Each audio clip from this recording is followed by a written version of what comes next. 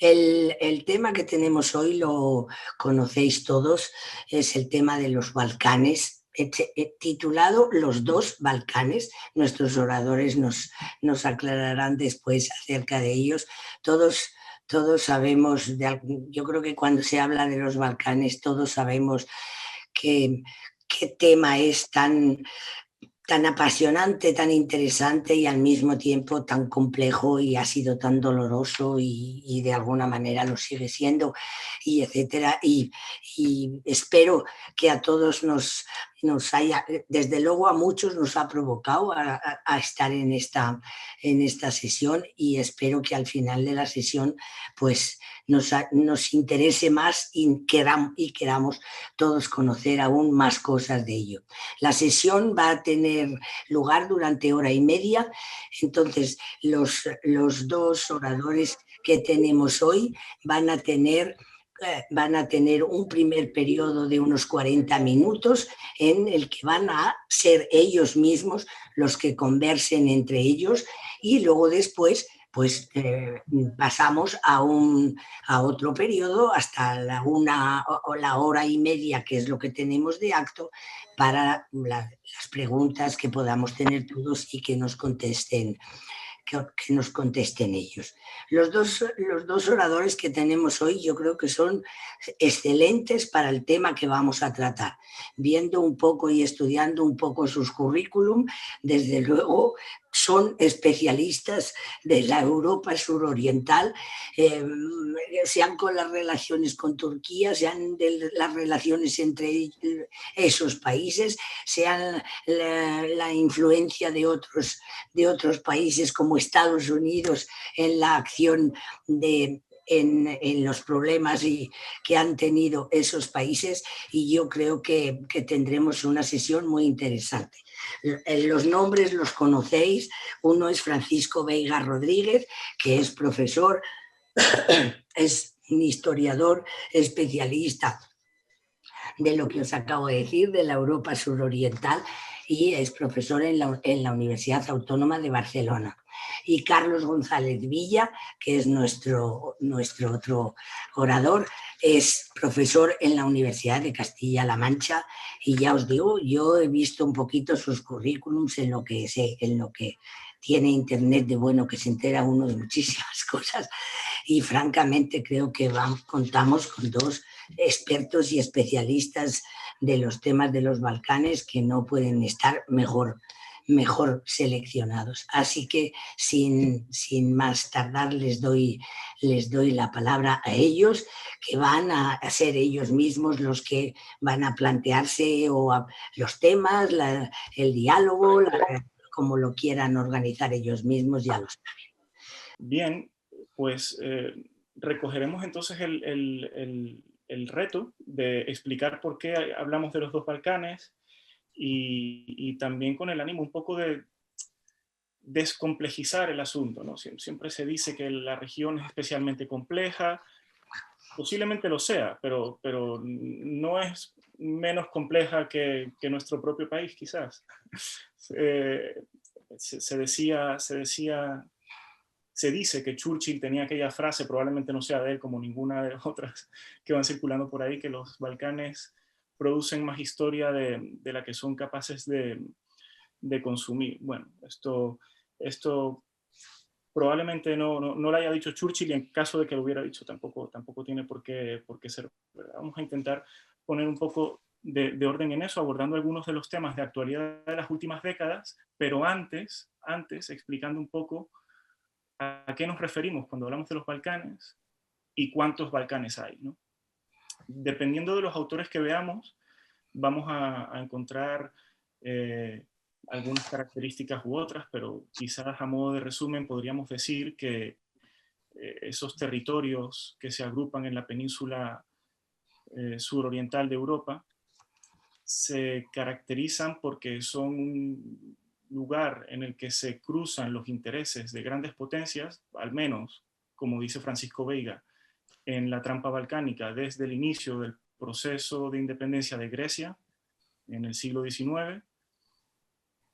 Otra característica importante que la destaca la historiadora María Todorova es la cuestión del legado otomano. El legado otomano no se pueden entender los Balcanes sin comprender el legado otomano en términos políticos, culturales, sociales y económicos. Los Balcanes son el producto de siglos de coexistencia bajo el Imperio otomano. Y esto es una característica importante porque a partir de ahí también van a venir todas esas definiciones prejuiciosas y estigmatizantes desde Europa Occidental sobre los Balcanes como un lugar que precisamente por haber estado bajo el dominio otomano están condenadas a estar en una posición de atraso económico, de corrupción, de autocracia, etc. Y finalmente una tercera característica podría ser su condición periférica en términos económicos. Los Balcanes de algún modo van recogiendo los procesos económicos que fueron centrales en Europa Occidental, pues 30 o 40 años después, ¿no? Caso, por ejemplo, de las deslocalizaciones industriales que tuvieron lugar en las últimas 2 décadas y que precisamente están perdiendo incluso esa poca industria que tenían. Bueno, a partir de aquí, ¿cuántos Balcanes hay? Esta es una pregunta sobre la que veníamos hablando Paco y yo en los últimos días. ¿Cómo lo ves tú, Paco? ¿De cuántos Balcanes podemos hablar ahora mismo? Bueno, ya sabéis que el problema empieza por la definición de quién es y quién no es balcánico, ¿no? No sé si era Svetan Todorov que decía aquello de que realmente balcánicos de verdad solamente son los búlgaros, ¿no? Porque los demás no se quieren sentir balcánicos, no quieren ser llamados balcánicos, porque balcánico tiene como un componente peyorativo, ¿no? De fragmentación, de reinos de taifas, de luchas perpetuas, etcétera. Entonces, realmente Bulgaria es prácticamente el único país ciertamente balcánico porque tiene la cadena de los montes Balkan, tenía una compañía de aviación que se llamaba Balkan y asumían, ¿no? Asumían su carácter balcánico, pero después al resto, en cuanto intentas clasificarlos como balcánicos, no quieren saber nada, ¿no? Los rumanos te dicen que aquello no son los Balcanes porque todo lo que hay al norte del Danubio no es Balcanes. Los croatas también rechazan esa denominación, los eslovenos ya no digamos. Los eslovenos se consideran tan centroeuropeos como los suizos, los austriacos poco menos. Los griegos consideran que el hecho de que su país sea la cuna de la civilización occidental los aleja de esa categoría de balcánicos. En fin, que en definitiva hay ese estigma peyorativo del ser balcánico que muchos no quieren aceptar, ¿no? Bueno, al margen de esto, la cuestión es cuántos Balcanes hay ahora, ¿no? En estos momentos. Yo diría que hay 2 y quizás 3 regiones o 3 maneras de acercarnos a la situación de los Balcanes, ¿no?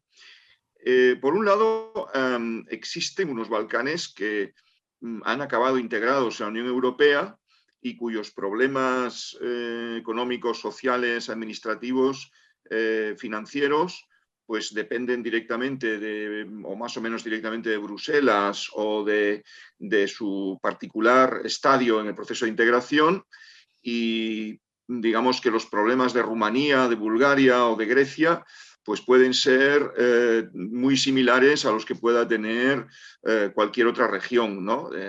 Polonia, Hungría o Portugal, ¿no?